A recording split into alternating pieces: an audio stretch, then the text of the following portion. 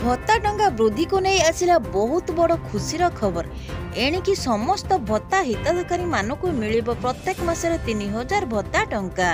तेबे आसंतो जानिबा संपूर्ण अपडेट खबरटी को जानिबा को हेले भिडियोटी को शेष पर्यंत देखंतु। आम चैनल सह जोड़िरा को हेले चैनल को सब्सक्राइब करी पाखरे थिबा घंटी चिन्ह को दबाई दियंतु, जहा फल रे एई भली लेटेस्ट अपडेट आपण माने सर्वप्रथमे पाई परिबे।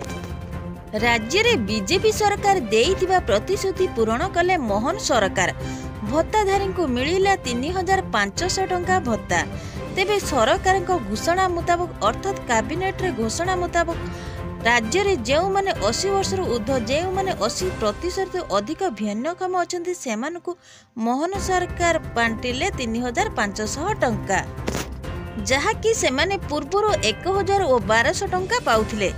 तेणु एबे सेमानकु मासकु 3500 टंका भत्ता टंका मिलिबो। आउ राज्य रे जेउ हिताधिकारी रहिले बार्धक्य विधवा कलाकार अल्प भिन्नक्षम एवं नुआ करी आवेदन करिथिबा सेमानकु खूब शीघ्र सरकार देबाकू जाउचंदी 3000 टंका।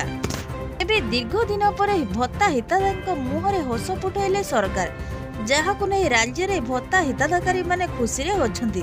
आउ समस्त भत्ता हिताधिकारी मानक सबु मासरे मिलिबो नूतन वर्धित 3000 भत्ता टंका। 3000 हेबो भत्ता टंका। विभागीय मंत्री को बड़ सूचना। सामाजिक सुरक्षा भत्ता सरकार सबुबले विभिन्न वर्गर लोकों भत्ता बढ़ेबा को सूचना देउछि। भत्ताधारी को मासिक 3000 भत्ता टंका दियाजिबो। अर्थ विभाग सह एथिपे आलोचना हेइछि। खूब शीघ्र भत्ता 3000 वृद्धि नहीं घोषणा होई पारे।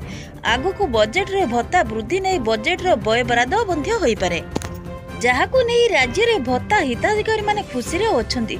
समस्त भत्ताधारी मानकु सबु मासरे मिलिबो नूतन भत्ता टंका 3000 टंका।